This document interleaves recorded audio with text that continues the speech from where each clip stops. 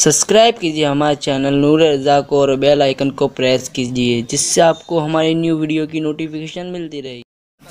हज़रत खदीजा रज़ियल्लाहु ताला अन्हा सबसे पहले निकाह में आई हुजूर सल्लल्लाहु अलैहि वसल्लम की। हज़रत खदीजा बिन्ते खुवैलिद मक्का की मशहूर खातून थी। आपके अखलाक की वजह से पूरे मक्का वाले आपको ताहिरा कहते थे। आपका लक़ब ताहिरा था। आपका निकाह पहले अबू हाला नाम के एक शख्स से हुआ, उनके इंतकाल के बाद अतीक नामी एक दूसरे शख्स से हुआ, फिर उसके इंतकाल के बाद 2 शादियां ऑलरेडी हो चुकी थी आपकी। फिर आपकी उम्र 40 साल की हुई। रसूल करीम सल्लल्लाहु ताला अलैहि वसल्लम ने अपनी ज़िंदगी पाक में पहला निकाह अपनी 25 साल उम्र में 40 साल की बेवा खातून से निकाह फरमा रहे हैं। हुजूर पाक सल्लल्लाहु ताला अलैहि वसल्लम का यह निकाह बड़ी सादगी से हुआ और हुजूर अकरम सल्लल्लाहु ताला अलैहि वसल्लम पर सबसे पहले ईमान लाने वाली भी आपकी शरीक हयात खदीजा रज़ियल्लाहु ताला अन्हा ही हैं। वह उम्मुल मोमिनीन सबसे पहले ईमान लाने वालियों में से। हुजूर सल्लल्लाहु ताला अलैहि वसल्लम की हर मकाम पर वो सपोर्टर रही हैं, आपकी हिमायत के लिए खड़ी रही। हुजूर अकरम सल्लल्लाहु ताला अलैहि वसल्लम उनका दिल रखने के लिए हर उनकी खुशी का ख्याल फरमाया करते थे, उनकी खुशियों का ख्याल फरमाया करते। और सेम यही हज़रत खदीजा की। मैं कहता हूँ शादी से पहले हर नौजवान को चाहिए कि मेरे आका सल्लल्लाहु अलैहि वसल्लम की अज़दवाजी ज़िंदगी को भी पढ़े। ये नहीं कि तुम मर्द हो तो सारी खिदमत तुम्हारे लिए होनी चाहिए और तुम औरत के लिए कुछ ना करो। जैसे कि बाज़ लोग जब भी औरतों में खिताब करते हैं, बयान करते हैं, तो सबसे पहले औरतों को यही बताया जाता है, मर्द दिन भर थकान से चूर चूर घर में आए तो तुम उसको मुस्कुरा करके इस्तिकबाल करो। ये औरत के ऊपर फर्ज है, तुम उसको मुस्कुरा कर इस्तिकबाल करो।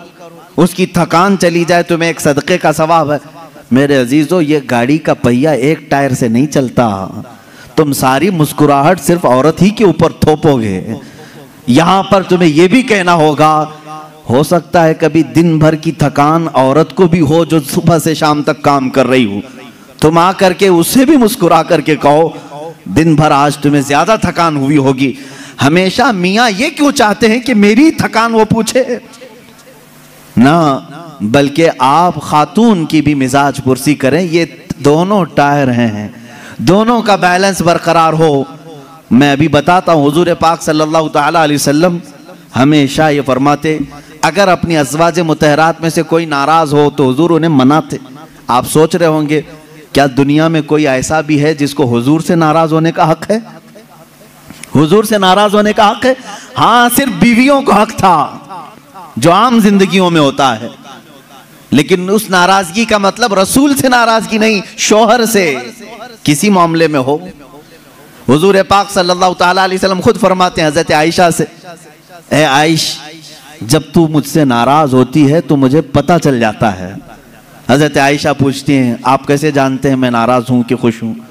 हुजूर फरमाते हैं, जब तू खुशी में रहती है, कसम खाती है तो यूं कहती है रब्बे मोहम्मद की कसम, और जब नाराज रहती है तो कहती है रब्बे इब्राहिम की कसम। यह हज़रत आयशा की आदत थी। जब घर में कुछ बातें इस तरह से हो जाएं तो कहती इब्राहिम के रब की कसम, मैंने ऐसा नहीं किया। हुजूर फरमाते हैं, जब जब तू इब्राहिम के रब की कसम खाती है मुझे लगता है तू नाराज है। हुजूर मनाते हैं, ये नहीं कि कायनात के आका मौला से तुझे रूठने का हक क्या है। हुजूर पाक सल्लल्लाहु अलैहि वसल्लम ने अपने घर में एक शौहर वाली जिंदगी भी गुजार करके दिखाया है। एक मर्तबा हज़रत आयशा सिद्दीक़ा रज़ियल्लाहु ताला अन्हा घर में हज़रत ज़ैनब, एक दूसरी ज़ौजा हैं हुजूर की, हज़रत ज़ैनब बिन्ते जहश रज़ियल्लाहु ताला आई। हज़रत आयशा मैदे का शीरा बना रही थी, आटे का सत्तू जिस तरह से होता है, मीठा कुछ बना रही थी। जैसी वो बना, उसमें कुछ खराबी हुई हो या जो भी, हज़रत आयशा हज़रत ज़ैनब को खिलाने पर इसरार करने लगी कि आप घर में आई हैं, ये शीरा पूरा खाएंगी आप। हज़रत ज़ैनब कह रहे मेरा जी नहीं चाहता, मैं नहीं खाऊंगी। हुजूर पाक सल्लल्लाहु अलैहि वसल्लम बैठे हुए, हज़रत आयशा ने वो शीरा उठाकर पूरा उनके मुंह पे लगा दिया। अल्लाह के नबी सल्लल्लाहु अलैहि वसल्लम मुस्कुराते रहे, कुछ नहीं फरमाया। हज़रत ज़ैनब से कहा कि बस बस आयशा छोटी है, तुम बदला मत लो। ये हुजूर पाक सल्लल्लाहु ताला अलैहि वसल्लम की खानगी मामलात हैं, अपने अज़वाज मुतहरात के साथ हुस्न सुलूक है। उन्हें आपस में मजाक करने का इख्तियार तक मेरे आका ने दे रखा था। ये नहीं कि इतना टाइट करो कि हंसना भी मुश्किल हो जाए, इतना तुम उनके ऊपर सवार हो जाओ कि बात करना भी मुश्किल हो जाए। नहीं, रसूल पाक सल्लल्लाहु ताला अलैहि वसल्लम ने अपनी अज़वाज मुतहरात को एक खुशहाल जिंदगी गुजारने के घर इनायत फरमाए थे। आप अंदाजा कर सकते हैं, हर बीवी के लिए अलग मकान, हर ज़ौजा के लिए अलग मकान। हुजूर पाक सल्लल्लाहु ताला अलैहि वसल्लम की आदत मुबारका थी, हर खातून के पास बारी बारी तशरीफ ले जाते हैं, सबके पास बराबर का बराबर वक्त देते। हज़रत आयशा रज़ियल्लाहु ताला अन्हा उसमें सबसे छोटी उम्र के लिहाज से। मैं यही कह रहा हूँ कि औरत को तरबियत देकर कामिल बनाना यह अखलाक रसूल है। हुजूर सल्लल्लाहु ताला अलैहि वसल्लम की सुन्नत पर अमल करना चाहते हो नौजवानों, पहले से ये समझ करके चलो।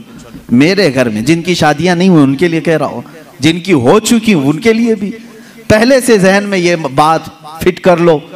मैं अगर शादी करने जा रहा हूँ तो मेरे घर कोई ऐसी खातून आने वाली है जिसको हो सकता है बात करने में पूरा सीखी हुई ना हो, खाने पकाने के माहिर ना हो सकता है वो खानदानी मामलात को ना समझे, मुझे हर एक चीज़ को उसे सिखाना होगा। तुम अगर पहले से ये सब चीज़ें जहन में रखोगे तो झगड़े और ना इत्तेफाकी की बात नहीं आई। तुम पहले से एक्सपेक्टेशन ये रख करके बैठे हो कि ये 7वें आसमान से सीख करके आई हुई है घर में, कभी कुछ बातचीत हो गई तो सीधे झट से यही कहा, क्या तुम्हारे अम्मा बाप ने यही सिखाया था? यही बात। और सास भी अपने बहू से यही कहती है, रोटी नहीं बने, अम्मा क्या सिखाई तेरी तुझको, अब तक क्या करती रही? मेरे अजीजों, रसूल पाक सल्लल्लाहु ताला अलैहि वसल्लम के पास हज़रत आयशा जब आई, 9 साल की उम्र में थी, उनकी सहेलियां कहती हैं आटा गूंथते गूंथते वो सो जाती थी, उसी में सो जाती थी, रात हो जाती थी। हुजूर पाक सल्लल्लाहु ताला अलैहि वसल्लम ने एक दिन भी सख्ती नहीं फरमाई कि आयशा आटा गूंथते गूंथते सो गई, आटे में ही हाथ रह गए। हुजूर अकरम सल्लल्लाहु ताला अलैहि वसल्लम ने उन्हें मह कामिल बनाया। ये अल्लाह के रसूल सल्लल्लाहु अलैहि वसल्लम के अखलाक करीमा है। औरतों को तुम जिस कदर अच्छी तरबियत दोगे, तुम्हारी मोहब्बत उतनी ही उनके दिलों में होगी और उतनी ही अजमत भी बढ़ेगी, उतनी अजमत बढ़ेगी।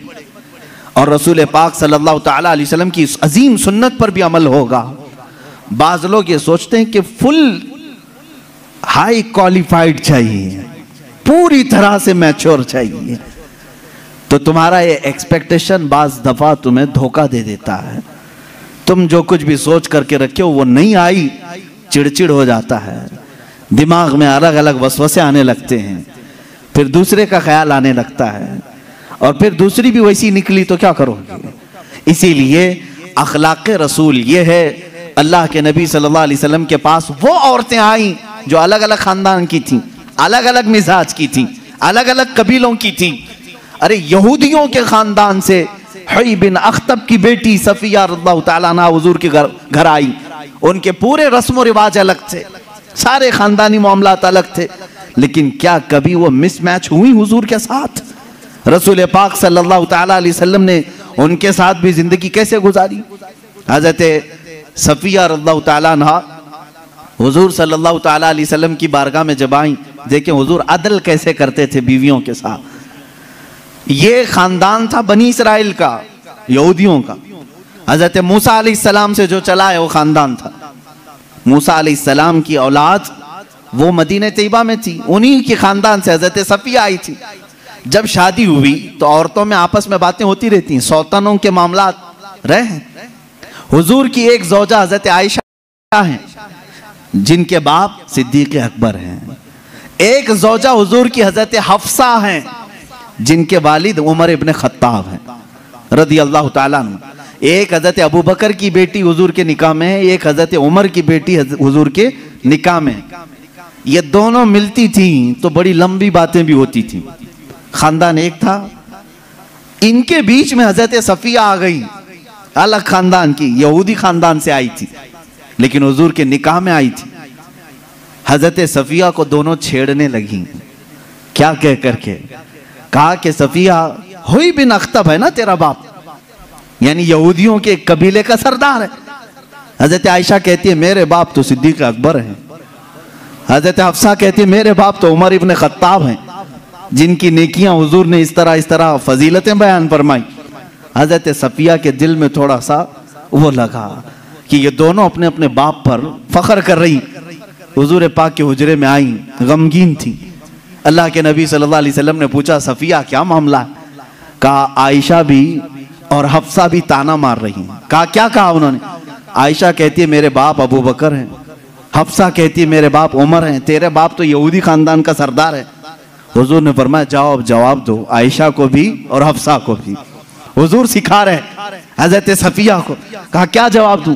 कहा जाके कहना मेरे बाप मूसा अलैहिस्सलाम हैं, मेरे चाचा हारून अलैहिस्सलाम हैं और मेरे शोहर मोहम्मद रसूलुल्लाह हैं। वो आई फख्र के साथ कहा मैं उस खानदान से हूं कि मेरे आबा व अजदाद में मेरे बाप मूसा अलैहिस्सलाम हैं, नबी हैं, और मेरे चाचा हारून अलैहिस्सलाम हैं, और मेरे शोहर का तो क्या कहना सैयदुल अंबिया है।